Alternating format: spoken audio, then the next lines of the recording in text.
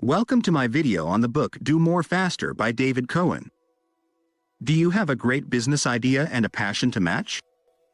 If so, you're well on your way to becoming a successful entrepreneur. But, as we all know, having an idea and being passionate is just the beginning. In this video, we're going to dive into everything else you need to succeed in business. From turning your passion into a successful vocation, refining your product, reaching out to investors, and hiring the right people to addressing basic legal questions and balancing your personal life. You'll also learn from the inspiring story of one man who turned his love for comics into a thriving business. Discover why emails should be no more than 3 sentences long and why meetings on bicycles can be a game changer in the business world. So, get ready to discover the pillars every entrepreneurial success is built upon. Let's start building your entrepreneurial success story now. Chapter 1. Once upon a time, there was a young entrepreneur named Kevin Mann who had a passion for comic books. One day, after driving 100 miles to buy a new comic book release, only to find it had sold out, he realized the importance of accessibility to fellow fans. This was the spark that led him to start Graphic.ly, a digital distributor of comic books. However, many people believed that all Kevin needed to succeed was a good business idea. But the truth is, a good idea alone wasn't enough. There were other people with similar ideas, and there was always someone who could beat him to it. Investors didn't just look for good ideas, they were looking for people with passion. Kevin didn't settle for just having a good idea. He sought feedback from other entrepreneurs, potential customers, and investors, and used it to improve his idea. He didn't ignore feedback and instead listened, allowing him to create a product that people truly wanted and needed. In the end, Kevin's passion was the key ingredient to his success. It was what kept him going when starting out, and it was what set him apart from the rest. The lesson to be learned here is that when starting a business, it's important to choose something you are passionate about. A good business idea is important, but it's not as important as passion. Chapter 2. John had a great idea for a business, but he wasn't sure if he could do it all on his own. He knew he needed help to make his idea a reality. John remembered that humans are social creatures and that he couldn't start a business by himself. He knew that there would be rough times ahead, and that he needed positive team members to help him stay motivated. He also knew that there was a lot of work to be done, and that he would move faster with a team by his side. So, John set out to find the right team members. He followed the simple rule of always hiring people who were better than him. He wanted team members who could challenge him and push him to be his best. John took his time with the recruiting process. He didn't want to rush into anything, knowing that he would be working with these people for a long time. He wanted to make sure he got talented and driven individuals. And so, John's business took off. He had a great team by his side, working together like athletes, constantly pushing each other to be better. They were motivated and driven, and they accomplished great things. John learned that starting a business by himself was impossible. He learned the importance of hiring the right team members and working together to achieve their goals. And he lived happily ever after, knowing that he made the right decision to go into business with a team. Chapter 3. A startup founder named Sarah had heard that startup success required 3 key things: a flexible team, a high-quality product, and well-written emails. Sarah knew that flexibility was crucial for her startup's success. She had learned that small groups were more flexible than large ones, and that small startups could make and execute decisions more efficiently than large corporations with bureaucratic procedures. So, Sarah put together a small, flexible team of talented individuals. She also made sure that her product was of the highest quality, keeping it simple with just a few high-quality features. Next, Sarah turned her attention to finding an investor. She knew that a key part of the process was writing well-crafted emails. She followed the 3-sentence rule, keeping the bodies of her emails short and to the point. Sarah's efforts paid off. Her startup took off, and she found the right investor who was impressed by her flexible team, high-quality product, and well-written emails.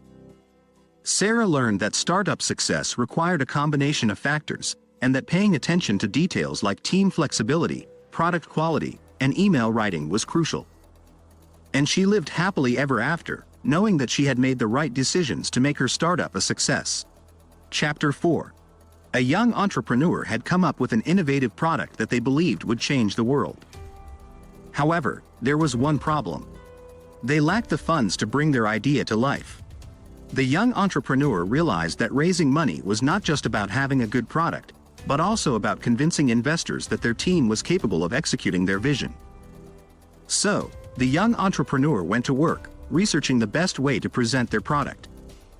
They decided to create a video that would showcase the product in a way that was both engaging and informative. They also made sure they knew everything there was to know about their target market, including the potential customers and their likes and dislikes. Next, the young entrepreneur reached out to potential investors. They prepared a pitch that highlighted their passion, intelligence, empathy, and leadership skills. They also shared anecdotes that demonstrated these qualities, making sure the investor could see the potential in both the team and the product. However, the young entrepreneur soon realized that investors were not the only way to raise funds. They explored other options, such as angel investors, who were wealthy individuals who might be interested in their idea without seeking a huge profit. They also thought about selling their product to a small number of customers to raise funds while remaining independent from investors. Additionally, they reached out to bigger companies that might provide funding if they had a partnership. Finally, they kept an eye out for R&D grants for technology startups, which could provide them with the funding they needed. In the end, the young entrepreneur's persistence and preparation paid off, and they were able to raise the funds they needed to bring their vision to life. And the rest, as they say, is history. Chapter 5. An ambitious entrepreneur had a brilliant idea and a solid plan. But there was one problem. They didn't know much about business law. However, they soon learned that there were only a few things they needed to know in the beginning. First, they needed to decide what type of company they wanted to be. In the United States, there were 3 options: S Corp, C Corp, and LLC. Each type had its own advantages and disadvantages, but for businesses looking to raise money from venture capitalists, it was best to be a C Corp. The entrepreneur then had to figure out how to divide the shares of the company. They realized that it was important to have clear rules in place so that the shares were distributed evenly. They decided to use the vesting strategy, where the shares were earned over time rather than being fully granted from the start.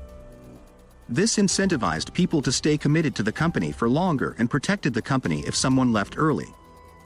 Finally, the entrepreneur realized the importance of finding the right lawyer. They searched for one with expertise in their field and made sure to stay on top of legal issues. If they were a tech company looking to patent something, they needed to make sure their patent was correct to avoid any legal troubles with competitors. In the end, the entrepreneur's attention to legal details paid off, and their company became a huge success. They learned that while business law may seem complicated, focusing on the important details was key to their success. Chapter 6. Seth Levine, who was the managing director of Foundry Group, a venture capital firm that invested in startups. Seth was passionate about his work, and he enjoyed every moment of it. However, as time passed by, Seth started to feel burnt out. He was working so much that he was neglecting his personal life and the people he cared about. Seth realized that he needed to maintain a healthy work-life balance to avoid burnout and to maintain good relationships with his friends and family.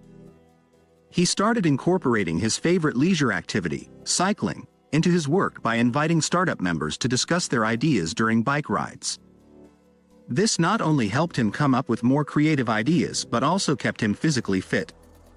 However, Seth also realized that sometimes he needed to fully disconnect from work and give himself a break. He started taking vacations once in a while, a week-long getaway to recharge and regenerate his creativity. Seth knew that neglecting the importance of work-life balance could lead to suffering both at work and at home. In the end, Seth found a way to balance work and life, and he lived happily ever after. He proved that with a little creativity, you can have the best of both worlds. So, always remember to keep a healthy work-life balance, pursue other activities, and regularly disconnect from work. Summary. Starting a business shouldn't be all about boring forms and calculations, it should be about your passion. So, you gotta find a field or topic that lights your fire and gather a team of passionate peeps who can challenge you and keep you on your toes. Show yourself off to investors in the best way possible, stay legal, and don't forget about your personal life. That's the secret to long-term success, a balance of hard work and happiness. Now for the actionable advice. If you're working with bigger companies and it's not working out, it's time to cut ties. Don't waste your time waiting for them to catch up, you gotta move forward on your own. Collaborating with big organizations can be tricky, so proceed with caution. Just remember, big companies are often slower than you, so don't hold yourself back waiting for them. Now, the insights and knowledge I gained from reading Do More Faster were phenomenal. I highly recommend it. Thank you for taking the time to watch, and if you found value in this video, be sure to hit that like button and subscribe to my channel for more great content. Trust me, you won't regret it.